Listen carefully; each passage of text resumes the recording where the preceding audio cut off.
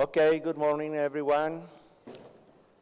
We meet here to honor Hank Levin and Nelly Stromquist, and because they will be sworn as honorary fellows of the society. Okay, I'm going to be brief. You can read over there the long biography of Henry Levin.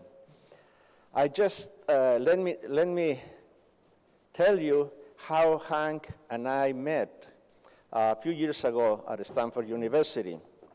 I was in the doctoral program. Martin was my advisor, but he was to leave on sabbatical to Paris. He went to study with Poulantzas, to teach Poulantzas how to do research.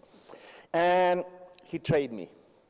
He sold me to Hank Levin because they need someone like me to speak Spanish and work for them on their project on economic democracy in Europe. So Hank told me very serious, Carlos, I will support you. I will pay you. I will give you money so your family can go with you to Mondragon. And most valuable, I will give you time. And so he did.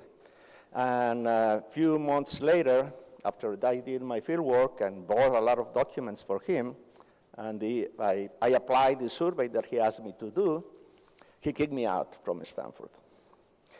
They kicked me out. So thank you very much for that, Hank. Nelly. This is a picture of them around the time they joined the society. I met Nelly. I was in a class with Martin, and then Nelly, who recently had graduated, I never met her before because she graduated a few years before I did, and Martin was lecturing about something, and Nelly challenged him. And I said, who is this lady who's talking in that way to my professor? So that was Nelly, and it was the first time that I met her. This is Martin, as I met him. When I met him, he had a little longer hair. He was a hippie. My first class with him was in the summer of 1975, and he'd get into the classroom with short pants, tennis shoes, a T-shirt saying something about peace in Vietnam or something like that. But he was a very radical guy. I never met him before. I didn't know who he was, but we get along very well, and he invited me to switch to his program, to CIES, because I was in another program. I was admitted to the master's program in another one. So, and we get a friendship that is, I hope, still is lasting until today. I don't know. You never know with Martin how will come. So this is Gustavo Fishman. He will discuss Nelly's. The first time I met Gustavo, he behaved like a classical Argentinian. Gustavo Fishman. But he's not like that, because my friends from Mexico who were together with him at UCLA, they told me that he's a nice guy. And indeed, he's a very nice guy. And we get along very well, and he's very nice. Believe me, he's nice. This is Karen Monkman is co-chairing, and she will direct the session. If I recall correctly, I met Karen together with her friend Sandy Tasky in San Antonio, where Bob Arnold introduced us, because Sandy was a Bob Arnold student, and they hugged and so forth. That was the first time that we met, and then every year since. Last year, Karen and I claimed the Great Wall. The Chinese Great Wall, not the wall to be here in the south of this country. And so, according to Chairman Mao, we are people's heroes. And this is me. This picture is from last year. I'm sorry, I couldn't resist my desire to brag. I'm really honest I'm an honest bragger, and I'm really happy to show you this, that I'm not afraid of tigers. But I never had the guts to challenge Martin Carnoy, but Nelly did, so I'm very glad to let you know that. And now I pass the floor to Karen.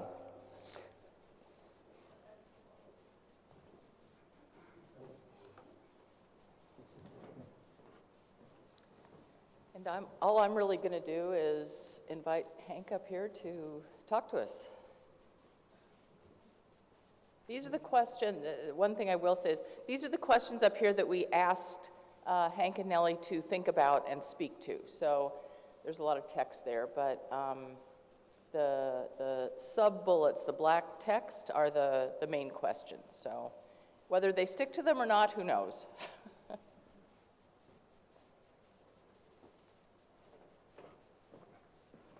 Okay, thanks. Well, I will not stick to them. Okay? And the reason is that when one receives an award, that's a very personal kind of gesture. And instead of speaking from the text, one has to speak from the heart.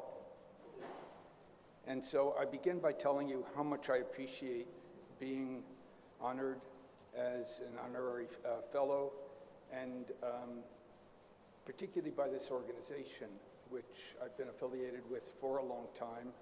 I was once the president of this and had to help organize, I say help because I had a wonderful committee, help organize a meeting like this one, although I think we had about 1,870 people. I remember the exact number, and you know, we all do. Martin had set the previous record, and Martin and I are friends, but we're also a little competitive, and so Martin said, you got 1,600 in Stanford?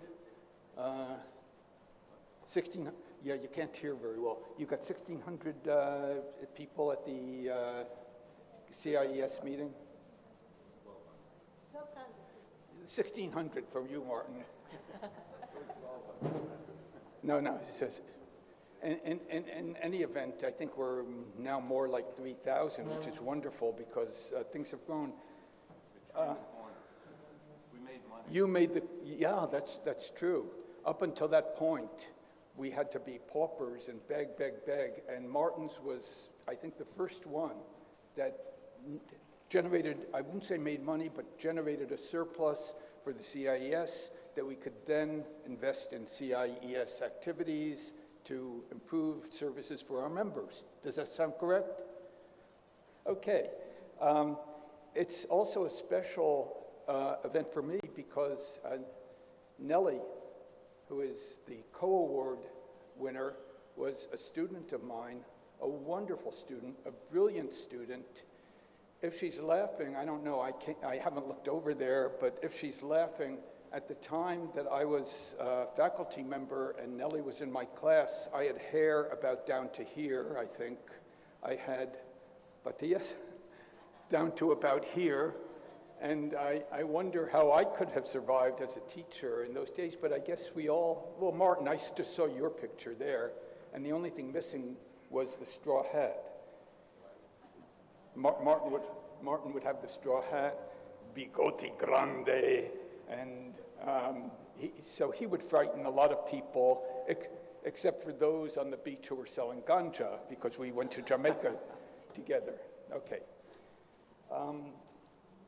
I want to say a couple of words about Carlos. I told you this is going to be personal, but when I met Carlos, first of all, Carlos was not from Mexico, he was from Durango. But he didn't have the hat, he didn't have the latigo, he didn't have the horse, you know. So I wondered, what was he doing at Stanford? And he told me he's there to get his PhD and so on.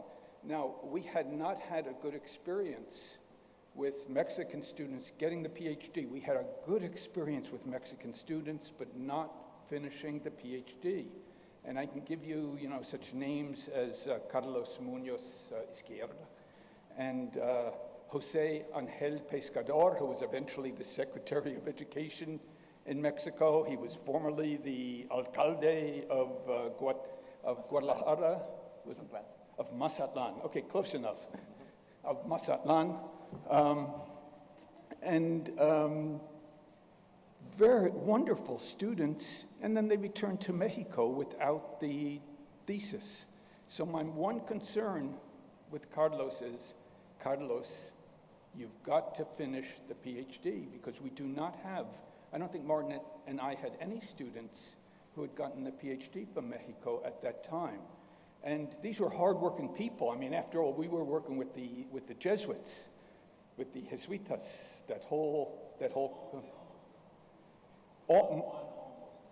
Martin is proud because one almost got the degree, got the PH, but not the D, okay?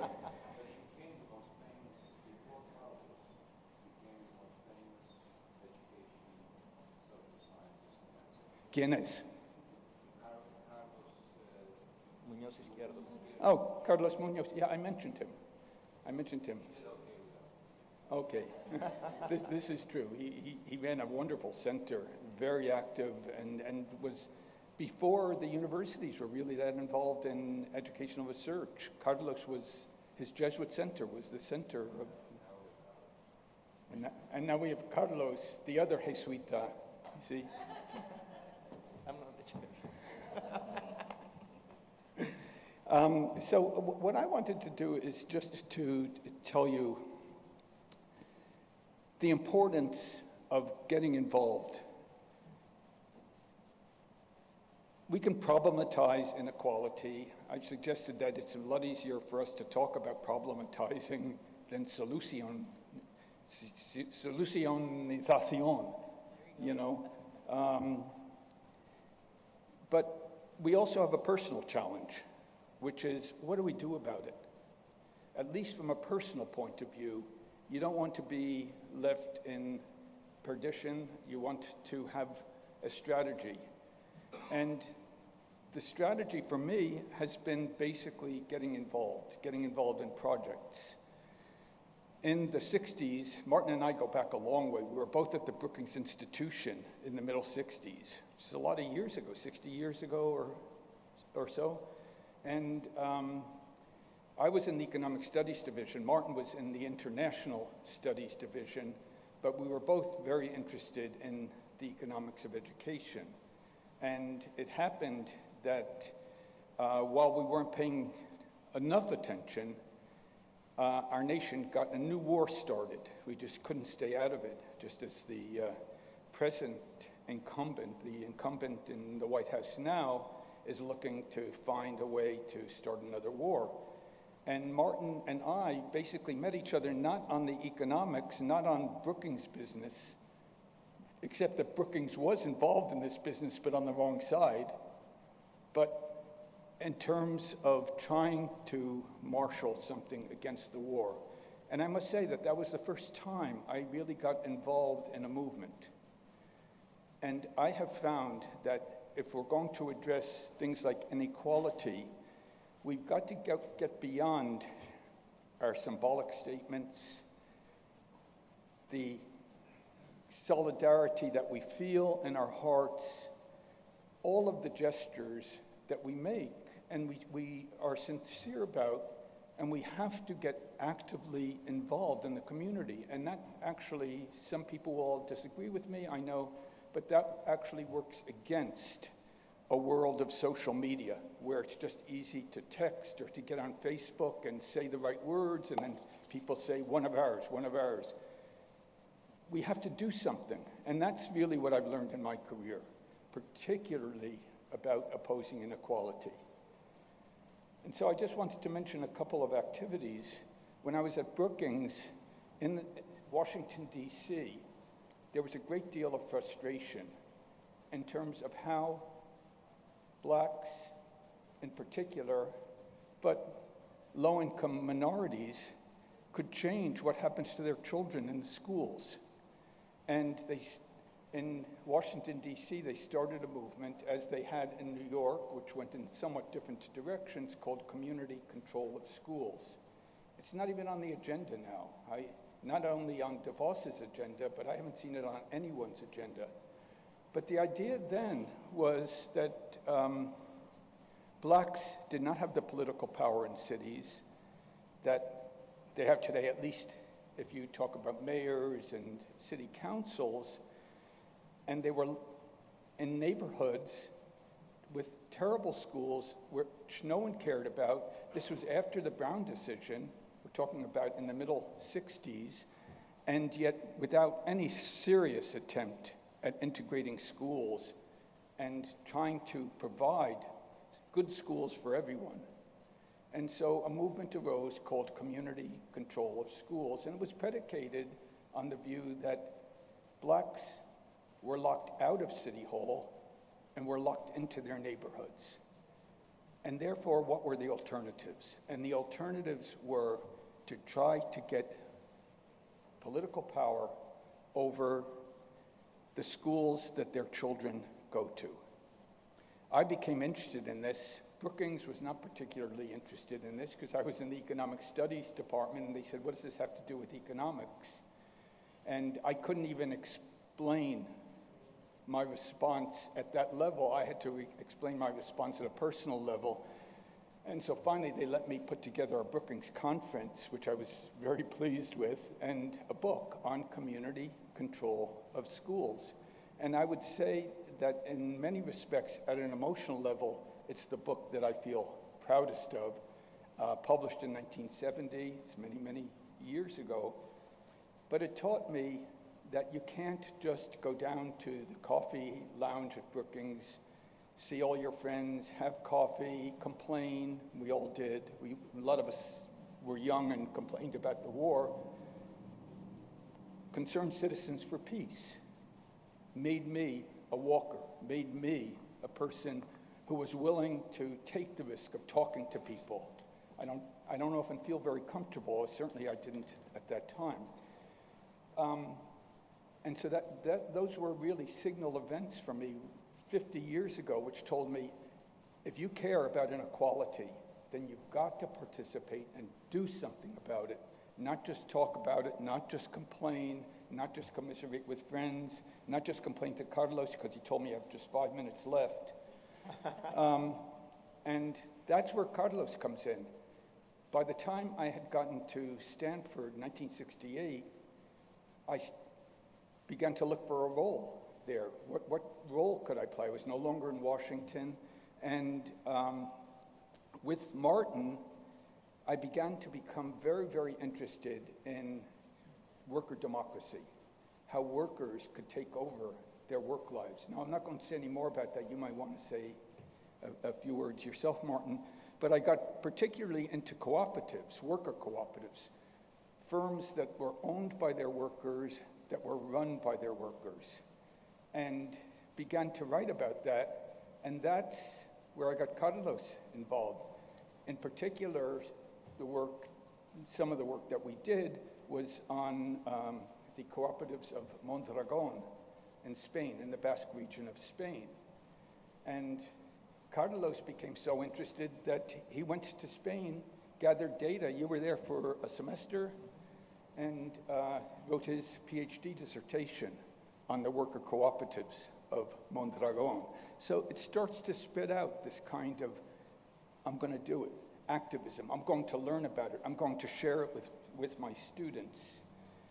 Martin and I, at the same time, were looking more broadly at worker self-management, and we took a trip to, well, I should say this is a very active subject in Europe at the time, and so we took our European tour. I'll let Martin tell you about it. There will be parts of it that will be censored, but I'll let him tell you about it. And then subsequently I said, okay, we're talking about worker-managed firms. Schools are as far from worker-managed firms as one can find in a democratic society. They're authoritarian, they are hierarchical, et cetera, and you know all of that and some of the history of that in the writing. And so we began to work on a school that did the opposite of what our present schools did. And that was, instead of saying we have young people who are coming into school without the skills that will make them successful, we have to remediate them. Remediate means to repair. Well, if you start off looking at children as defective and having to go to the repair shop, you're going to have a big problem. And I always remind people that very few students who are in special education, who have special needs, ever get out of the repair shop. they are in special education for most of their education career. So we did the opposite. We said, we're going to call these accelerated schools because our goal will be to get all children into a healthy mainstream. And to do that, how? You don't do it with remediation that slows things down, that reduces the challenge, that makes children feel that they're the enemy of the system, teachers too. But what you do is you make school exciting, you make it vital in their lives. What you do is you use what we do for gifted and talented students. You provide enrichment, you provide opportunities, you provide the ability to wonder. Gramsci talked about the farmer who gets up and then wonders how the sun rises. We all wonder until it's drilled out of us in some way. It's so healthy, it's so important, and you can build an enrichment curriculum around those kinds of feelings, experiences, curiosity, and so on. I won't go into the long history of that. It was a very successful movement until No Child Left Behind said, no, education is preparing kids for tests, it's test prep, it's testing them. It has nothing to do with these kinds of activities. Finally, I want to tell you about, you love that word, don't you? Finally, I want to tell you about the present activity that I'm involved in that I find wonderful, and that is the African Diaspora Consortium. Now, when I was asked to join that by a good friend, Cassie Freeman, who was our visiting scholar many years ago, 35 years ago, I believe, or 40 years ago, quite a while ago, 35 probably, I said to her, Cassie, I'm neither an academic expert on the African diaspora, and I've just looked lately, and I don't see the genes that qualify me for getting involved in this project. And Cassie said, okay, any more complaints? And I knew then I had lost the discussion, the debate, whatever it was. Let's get started. I just want to tell you quickly what the African Diaspora Consortium is. It's an approach, a center, an institution to bring together those who came from Africa, mainly in slave status in terms of their ancestors. We like to think, oh, well, people are going to other countries for opportunity. Very few relative to people of African descent who are found in countries around the world who were brought there against their wishes and placed in slavery. I also want to remind you that Brazil had 10 times as many slaves brought to their shores as the US, which is an interesting fact, although I'm sure there are other people with alternative facts. And what we are doing is we're trying to look at and encourage all these populations around the world to look at what they have in common with other African diaspora groups, as well as differences, and to chart their experiences from the time they were removed or back when to the present and how it influenced where they are. And very quickly, we're formulating a student exchange program among countries. We have an artistic program in which we have top artists. Delfeo Marsalis, one of the Marsalis brothers, it heads up our music program from New Orleans. We have a research program, and we also have been working for the last almost 2 years on an AP course. There's no AP course, advanced placement for those from other countries, there's no AP course that addresses Africa, that has Africa in the title. We have been working with the College Board to formulate such a course and to get a course approved on the African diaspora, which at least some of us also believe will not only be wonderful in itself, but will serve as a gateway for students who never thought of themselves as AP students, and they are potential AP students.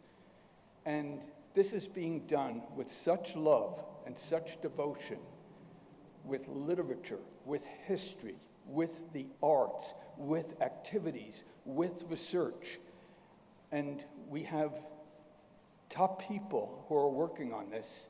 My colleague Ernest Morel, who's an expert on curriculum, and Pat Manning, who is a professor emeritus of history at the University of Pittsburgh, who is an expert on the African diaspora, and who also happens to be the immediate past president of the American Historical Association. So we're talking about a very, very finely thought through course, and one with all those activities that I mentioned about enrichment. Get involved. Thank you so much.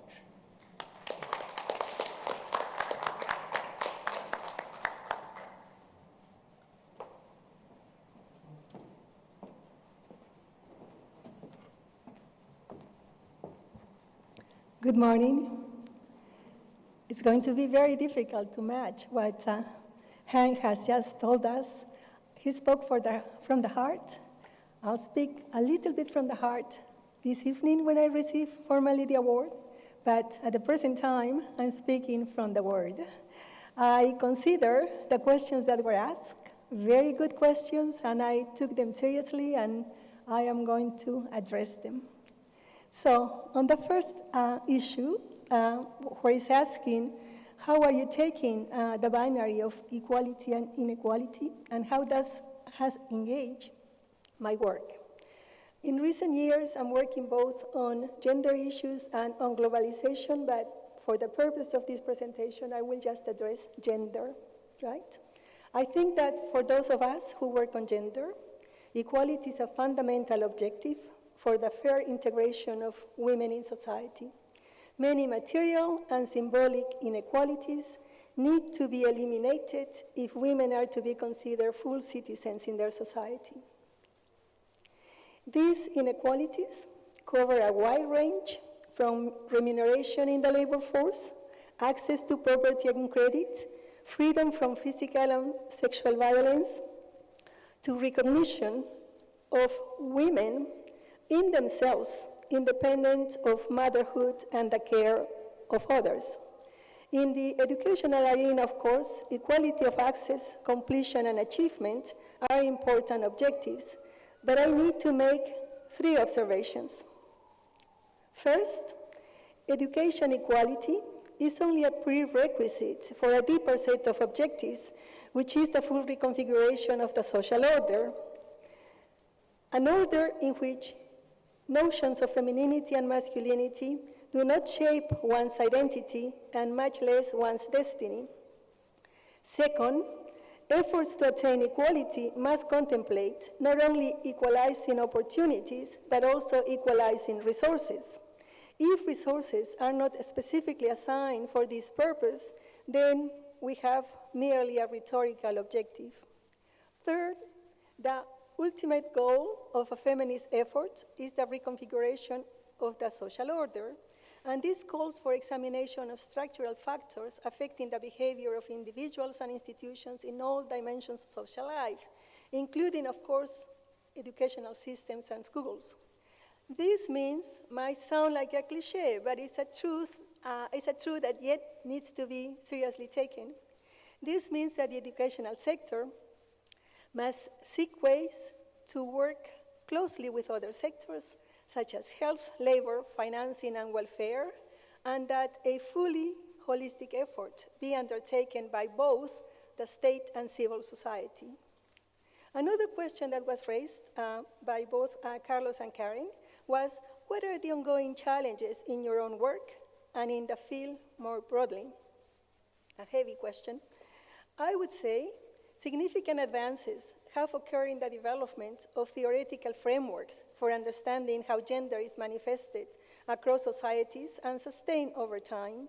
noting the various ways in which patriarchy has been modernized and made more subtle. Challenges, however, persist, and they are both theoretical and political. Theoretically, I think that the move to disregard binaries such as men and women is premature.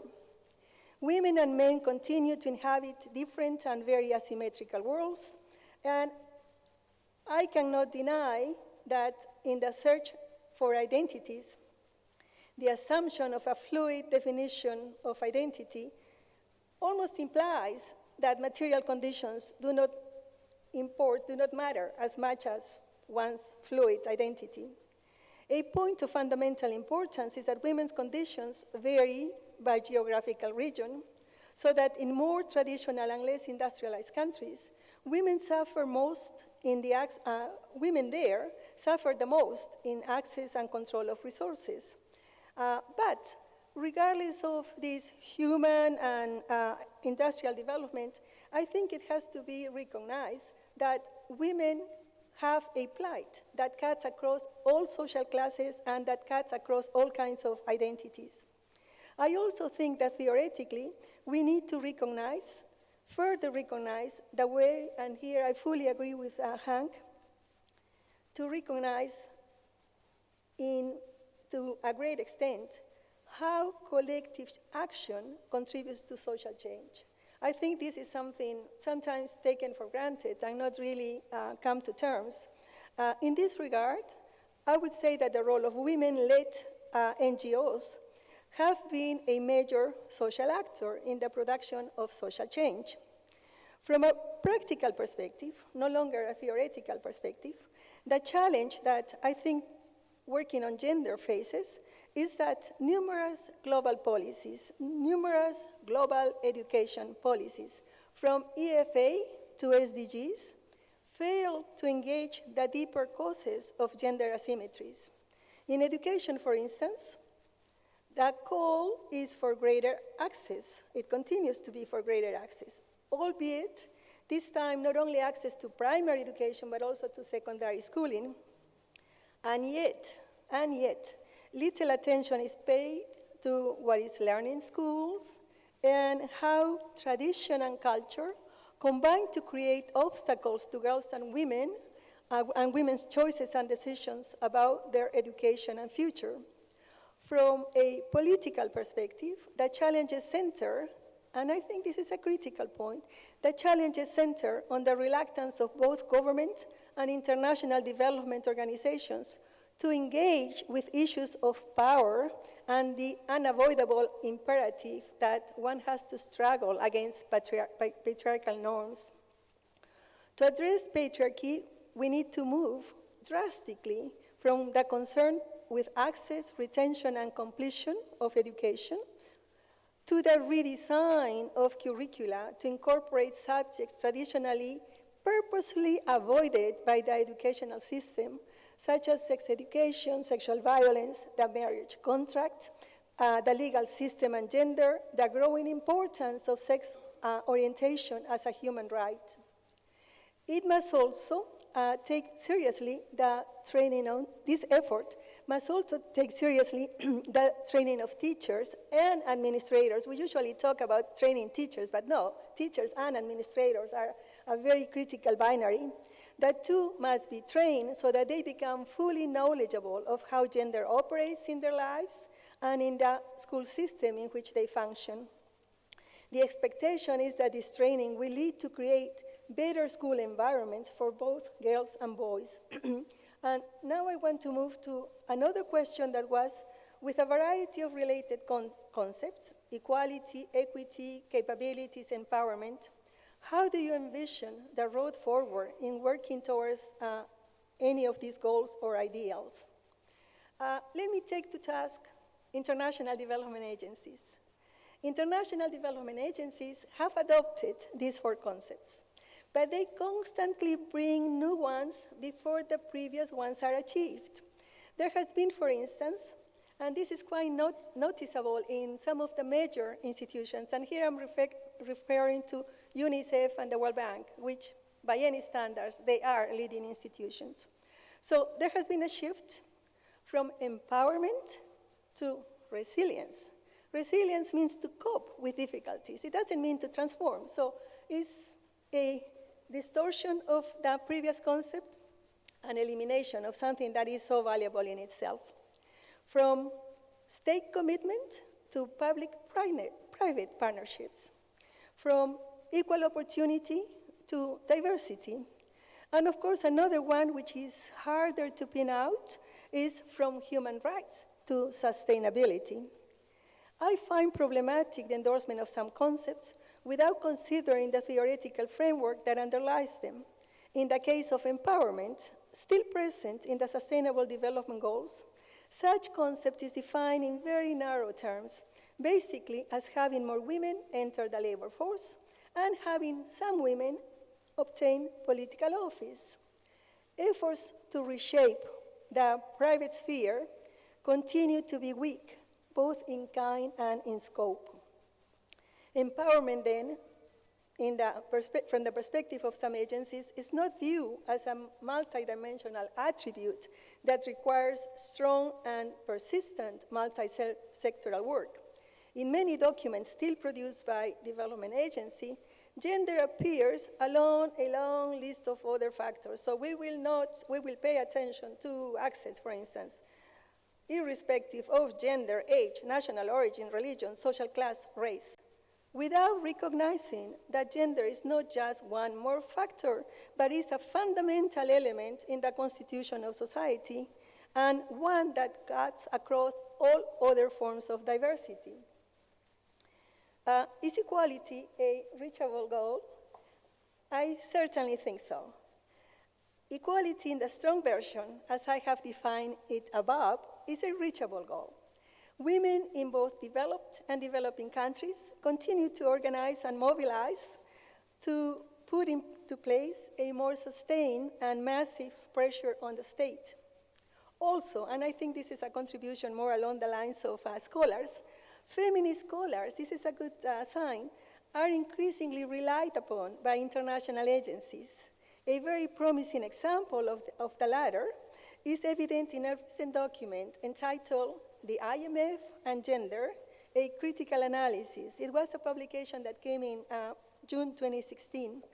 What is very welcome by me and others is that this document, written with the participation of feminist economists, makes it very clear that macroeconomics touches many issues of gender and that IMF must expand its understanding of how gender affects the entire economy and society at large.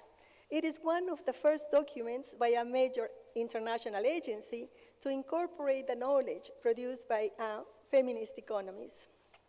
Then there was a question that was asking, sometimes problematizing can remind us of engaging critically with the world, as well as to take for granted what we take as common sense.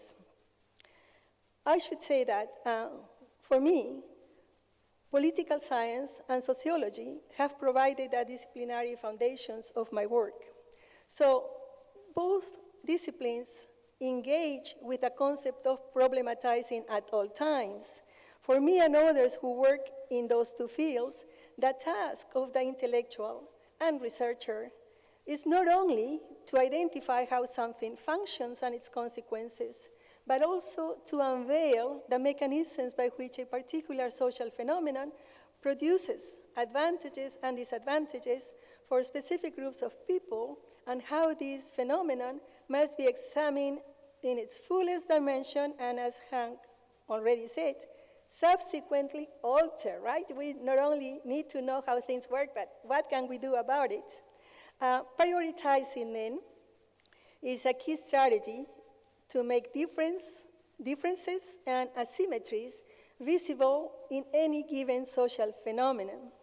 I would like to cite, being Peruvian originally, I would like to cite a Peruvian sociologist. His name is Julio Kotler. He has said, and I endorse his views, I am not writing to make you happy. I'm writing to show you how the social works to create both privilege and disadvantage. I have found in my thoughts, in my work, the thought of Gramsci and Freire, two men, through conscientization, the creation of counter-hegemonic discourse, and collective action, crucial to an expanded and theory-based approach to problematization. Becoming familiar with social movements and the role of NGOs in them has also been critical in my work, and I advise students to learn more about their definition of the situation, strategies, and actual accomplishments as they move into research on any aspect of inequality. Thank you.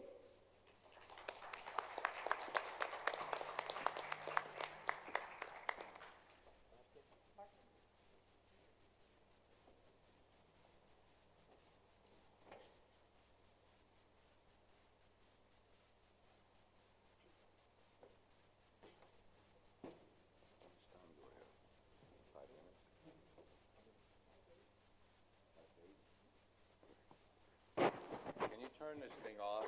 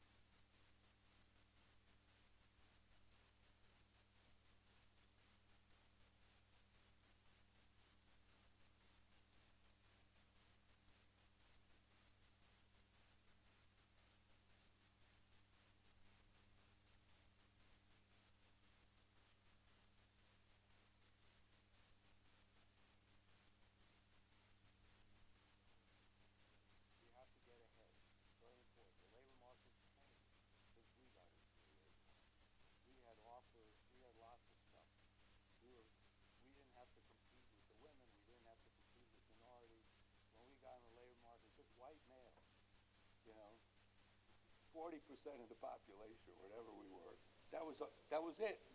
When my kids got in the labor, my first set of kids got in the labor market, in the 80s, they started complaining that women were getting the jobs. I said, well, you know, they are half the population, I told them. And so now you have to face the competition. I didn't, but you do. And it's right that you do. I think the idea that Hank conveyed is that you can't just be writing articles. You can't just be engaged in doing stuff. It's important in academics, very, very important. But at the same time, you have to put your money where your mouth is. You have to be engaged. And believe me, it isn't just today. Okay, so we have a mad king here, but there are many mad kings in the world. It isn't just here. We're just the latest to have a mad king, but we had a nicer mad king in the 80s, Ronald Reagan. Everybody thinks he's the greatest guy in the world. He was not the greatest guy in the world. He did a lot of damage that we're inheriting today. He created tremendous income inequality. He did a lot of harm to the working class, and he did a lot of harm to minorities, and he did a lot of harm to women. If you don't raise the minimum wage for 8 years in nominal terms during a period of inflation, guess who the biggest loser is? The biggest loser are women, because women are at the bottom of the wage scale. They're on minimum wage. There's so many women on minimum wage. Single mothers really suffered under Reagan, okay? And people don't talk about him as if he was such a wonderful fellow. He wasn't a wonderful fellow. And we had to go through that. And I'm sorry, I have to take a political stand, but the fact is, as comparative educators, we know that education is political. And if education is political, then what Hank is telling you, that he has lived this. He's not kidding. He has lived this. He has gotten engaged. You have to take a stand. You have to be involved. And that's what's going to make a difference. But you have to think about evidence, and you have to think about not alt news, but real news. You have to think about real evidence, and you have to act on it. And this is what both of these people have done. They have fought for equality, really fought for equality, and put their money where their mouth is.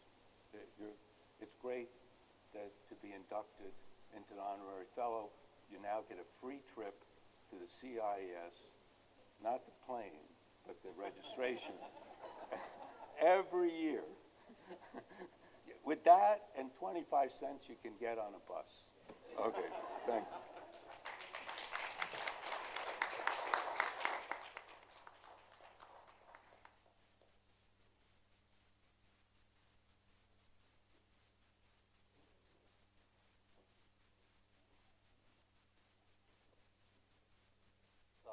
Trying to follow this is impossible. I'm going to talk about all of them.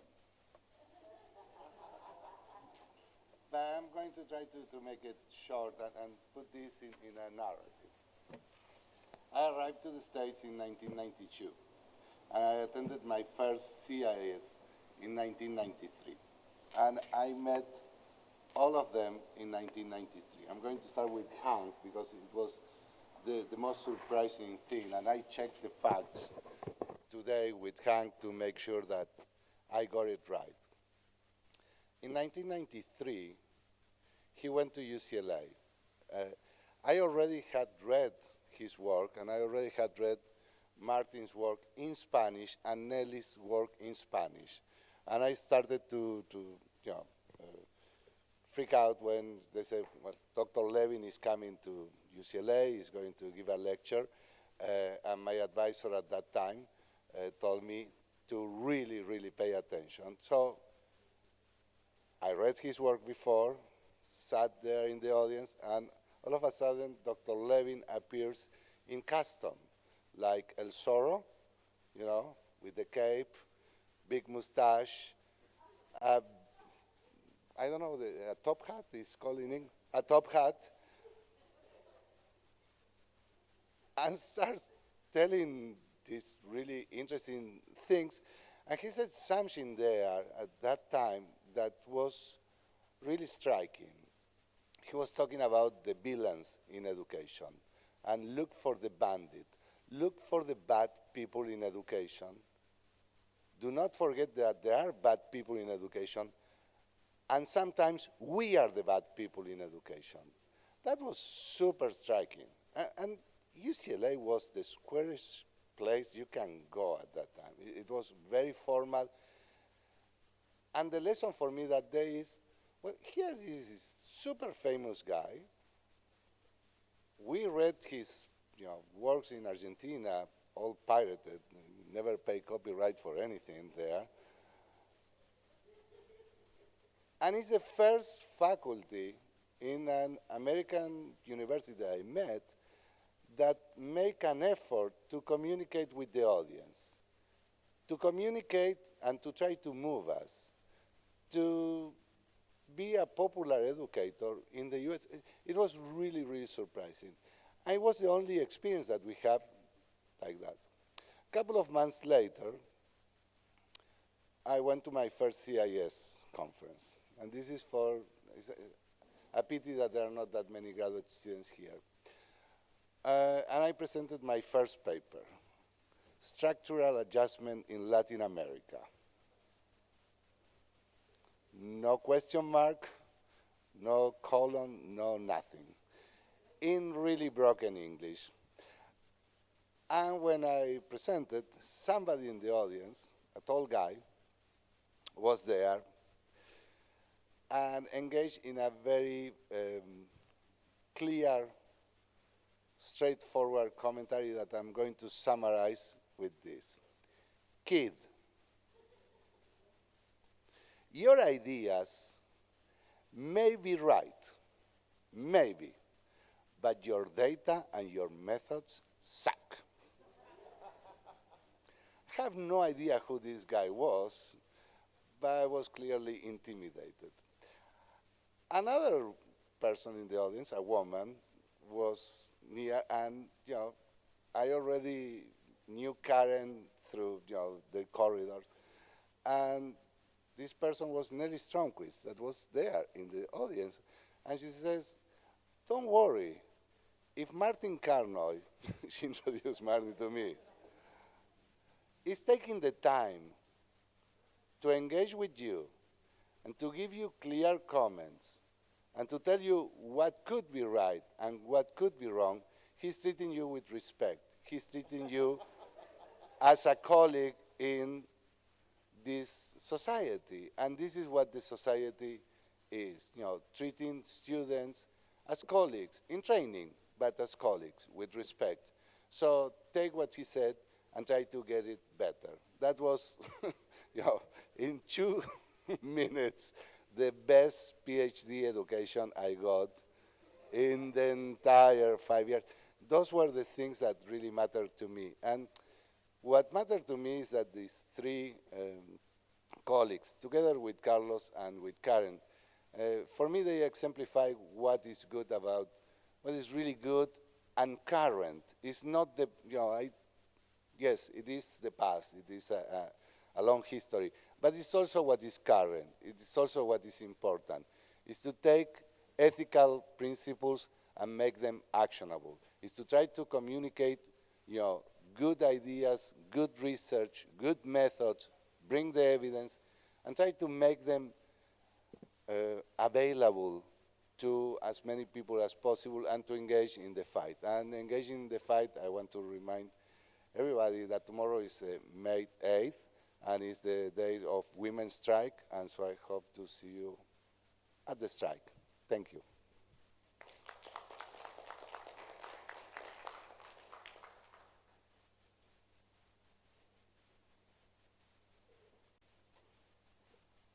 So what we wanted to do is see if the 2 of you have any responses and or to see if anybody out there has any comments.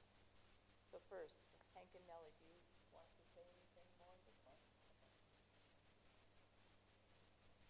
Thoughts, comments, questions, challenges?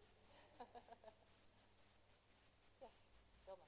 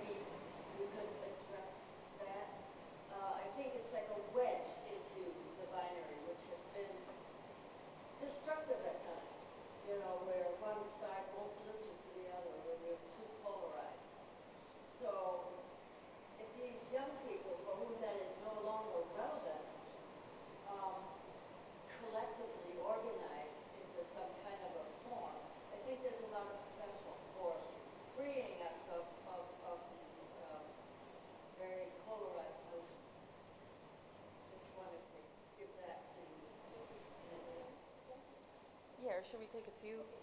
Why don't we take a few questions and comments, and then we can hear from our speakers again. Just light my eyes. Yes? I just want to know, what was your research? Were you right? And what were your methods and both right now? Yes.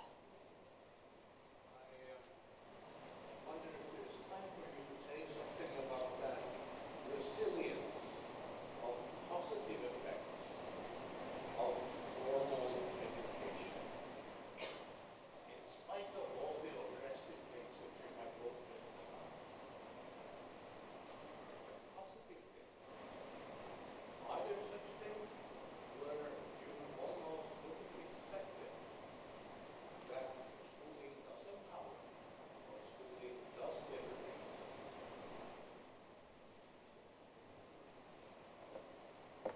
Norma? I just would like to say that I had the honor of chairing the meeting with CIES and delight to have that opportunity and congratulate those who nominated me for this honor. I also pushed for the idea that you give a chance to speak. I didn't know it would be at 8 o'clock in the morning. I didn't know it would not be part of the award ceremony, but I think this is a step in the right direction. Letting people of the society know, even small movements here, who you are, what your contributions have been. And I would hope that all of you will both push a little further the idea that an honorary fellows ceremony should include getting the award and giving you a chance to speak to a larger audience at that particular time.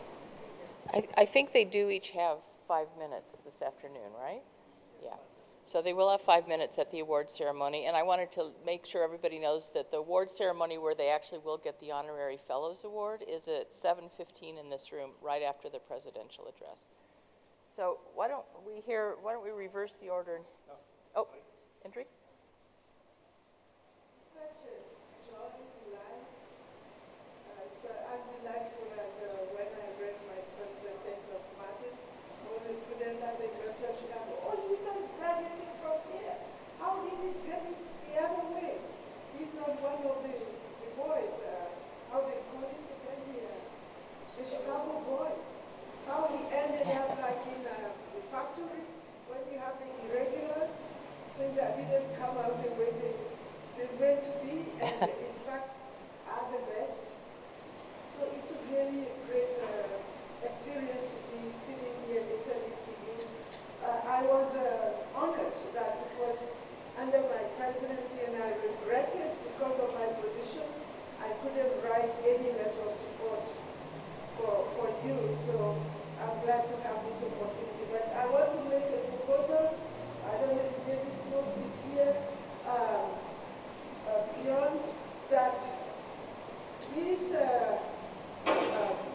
short, concise contributions to the field that you have given, either as honorees or as a discussant, be captured in writing. I don't know the section in the CER or the newsletter that is improving, but something in writing must be there for those who are not here to be able to read, so that in the future they will also come to what the honorees have to say. So it's a comment, it's a joy, it's a great honor and inspiration for all of us. I just wanted to say that I will make best of the effort to give a prime time to the honorary fellows who have been talking. And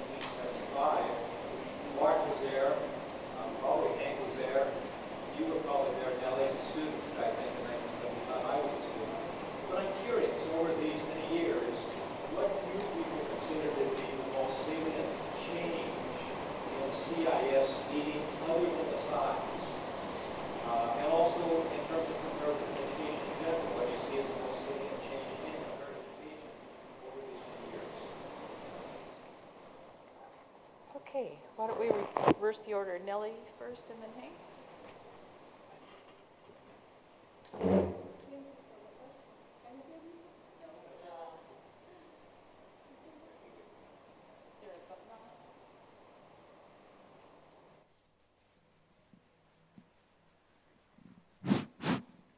Thank you.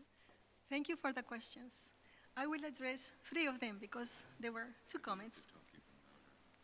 Can you hear me? Okay. The first one, raised by you, it was the question of recognizing that there are differences. And one of those important differences is sexual orientation, right? That sexual orientation calls for a dismissal of the binary, men and women. I want to refer to Nancy Fraser, a foremost political scientist and philosopher, and she talks about these 3 R's, but most of the time it's 1D and 2 R's, because she talks about the importance of distribution, right? Distribution of resources, material and symbolic. She talks about the need for political representation, right? The first R, and then she talks for the need for recognition.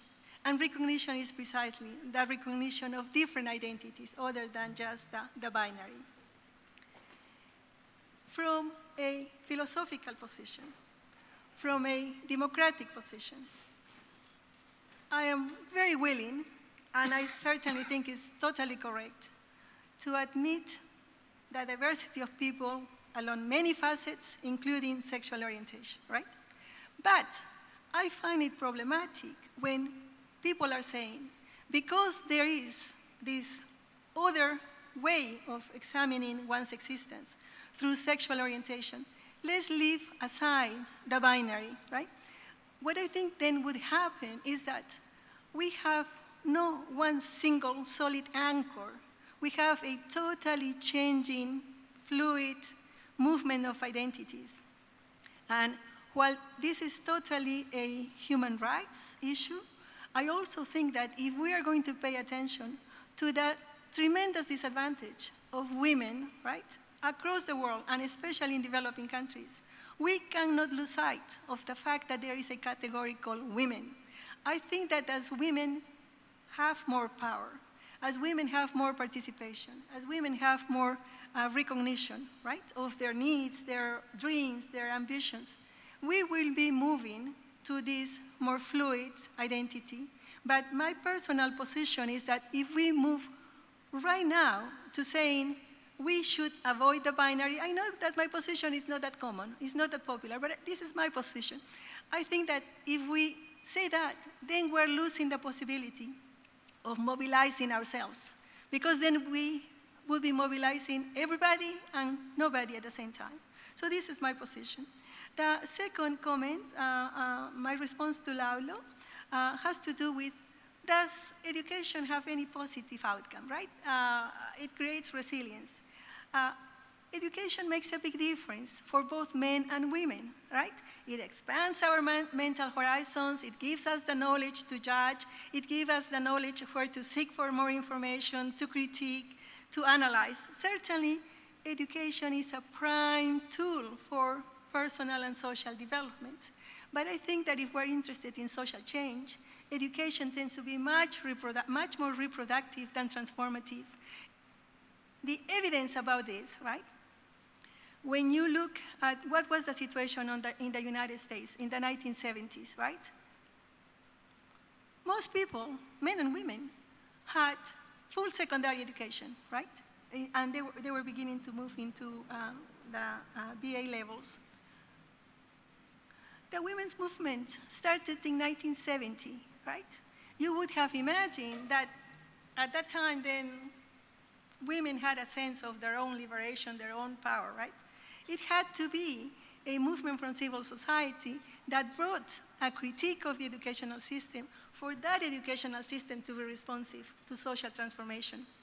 So education as such, even though it improves people's conditions, both men and women, it doesn't have with it the explicit transformative sense that you would want to have in an education that is going to make a difference. So we have to recognize that. Education is certainly good, it improves resistance, it increases empowerment in the sense of creating professional identities, but it has its own limitations.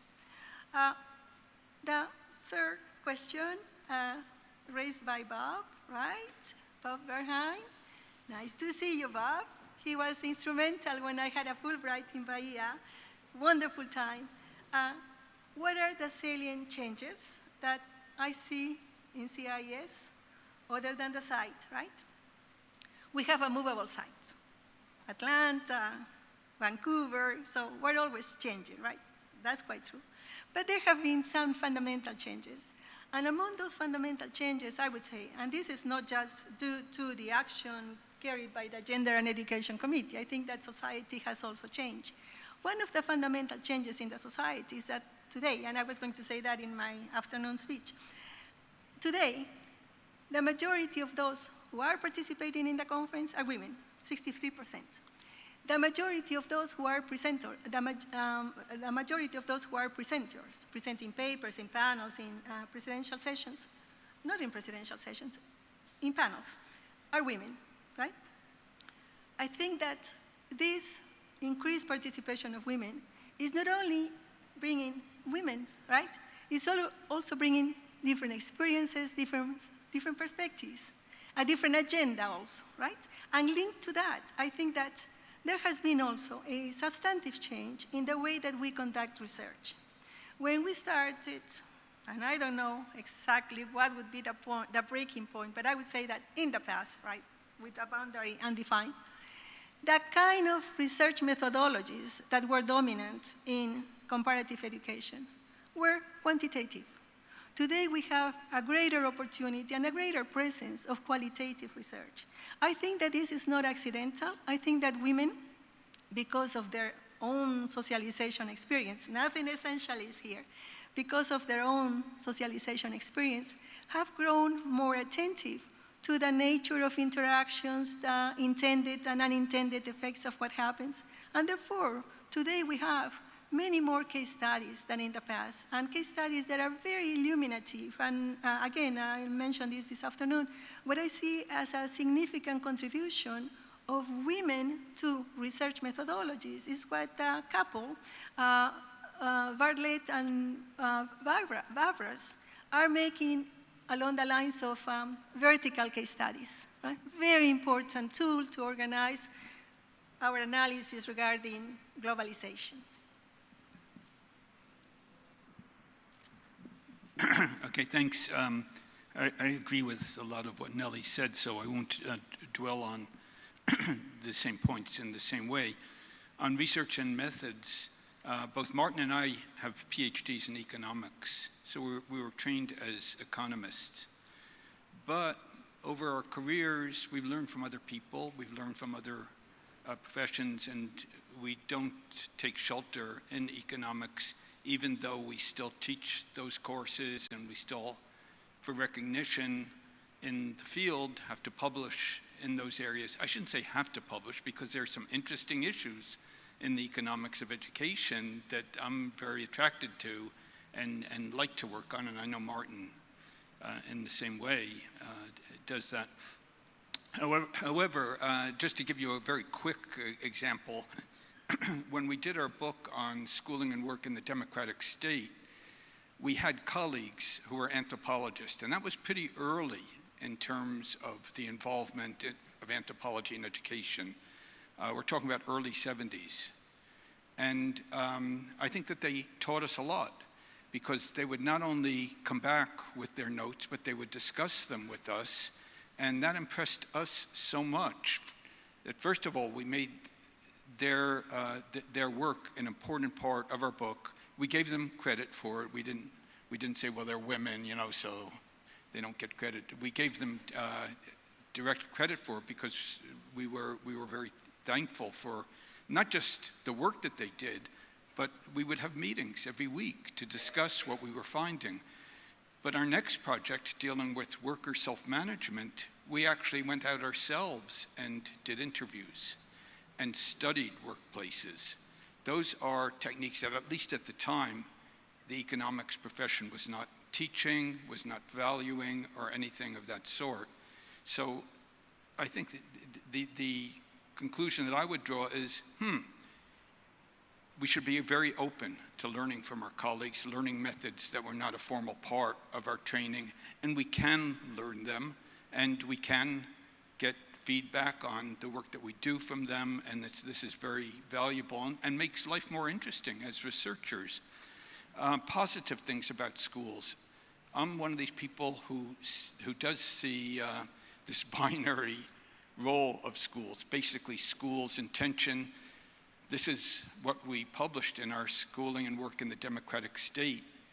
But in addition, I see this in terms of schools being a conserving force, and I don't consider that to be a completely negative view of schools' reproduction.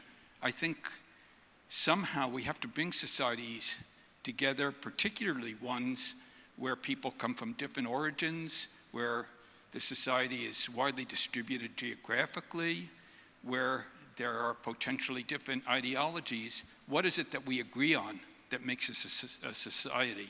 And the schools occupy a very, very important role in terms of attempting to conserve a set of values that we all hopefully still stand for, in spite of all the populism and all of the alternative facts and things that are going on now. But at the same time, there are things that aren't healthy, that we need to change. Of course, we've talked about gender as one of those. And I should mention that at least in nominal terms, nominal, not feelings, not a lot of the things that lie below the surface, women are doing a lot better than men in education now. And that was not always the case historically. I should also add that schools are different than the economy. And I get tired of hearing people say, no, they're the same. One of the things that we mentioned in our book long ago, this is 1985 that we published it, was that if you look at the ratio of income of the top 20% versus the bottom 20% in society, it was about 8-to-1 and had been for quite a while. Now, it's much, much higher now. But if you look at the investment in education in terms of years of schooling in the top 20% versus the bottom 20%, and in what is spent per year of schooling, because there are differences, it's about, at that time, it was about 2-to-1. There was a big difference. That is, the theme of greater equity in education was evident in the numbers. It wasn't just we treat everyone the way they're going to be in the economy in terms of the rung that we're preparing them for. That was an extreme instrumental view, and it's not supported by the facts, even though there's some truth to a pattern of inequality. Finally, salient changes in CIES. I think that for me, it becomes a personal thing. That is, I haven't looked at CIES, haven't looked at the populations, I haven't looked at countries represented, so it becomes a personal experience for me more than anything else, because after all, we have, talking of sampling, what we have are 4 issues of CER. We do have a wonderful newsletter now, but we didn't always have a voluminous and interesting newsletter. And we have the meetings. And to generalize from that about all of CIES is heroic, let's put it that way. What I see, though, is I see much more diversity and participation, not just along gender lines, but along country lines, along cultural lines. To me, that's very attractive, because that means I'm going to learn, because we learn from other social networks. We're all embedded in specific networks, as you know, and it's not easy to move and be exposed to a different network. And for me, that's been the big change, at least in my life, with respect to CIES. I want to thank all of you for coming out so early, and I want to tell you how grateful we are to be honored in this way. Thank you very much.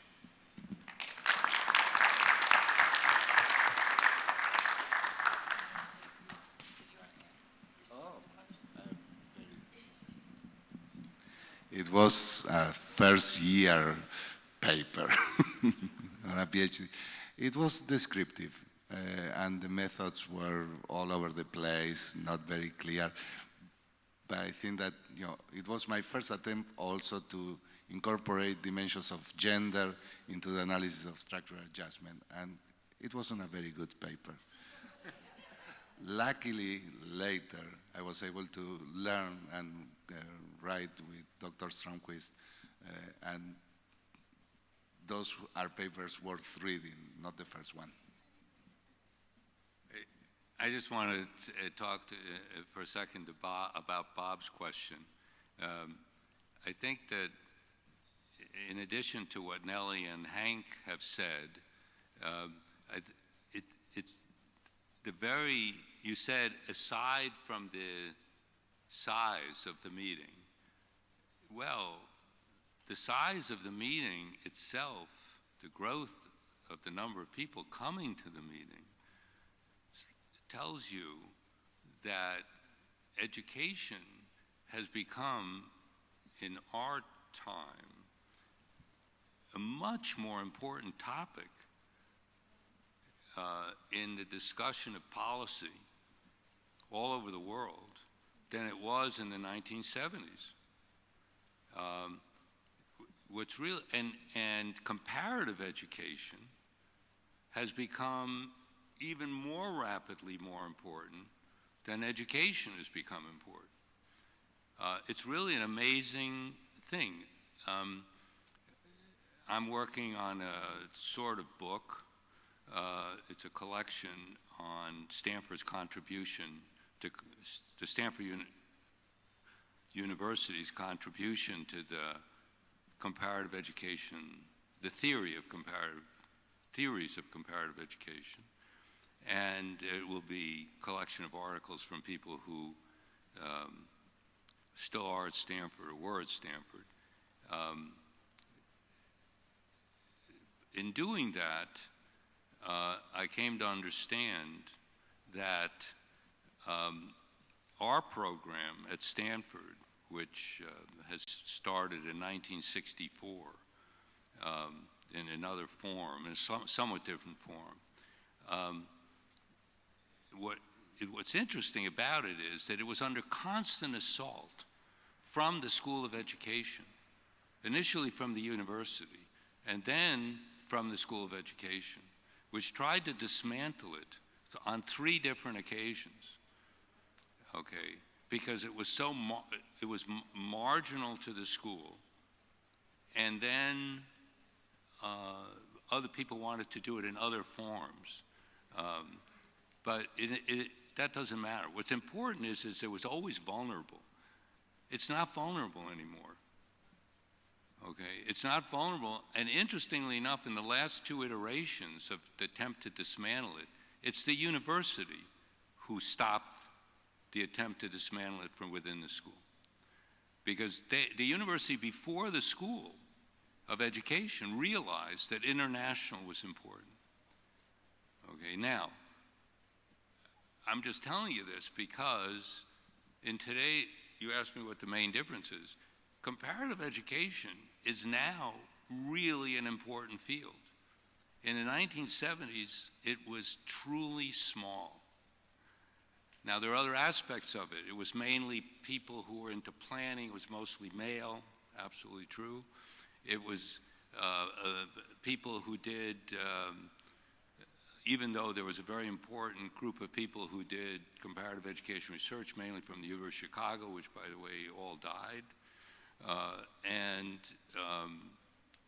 But there was this planning thing, the planners, the Phil Coombses, and they were very powerful forces in comparative.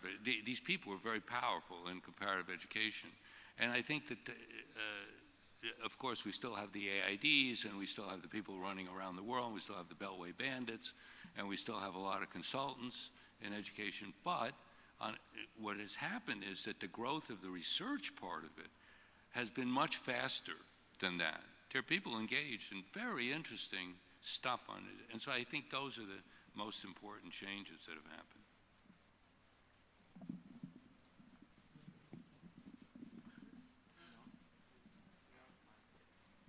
very much. Our time has come to an end, and I want to just make sure that everybody knows that the award ceremony is at 7:15, right after the presidential address. In this room, the award ceremony starts at 7:15, and you can hear from both of them again.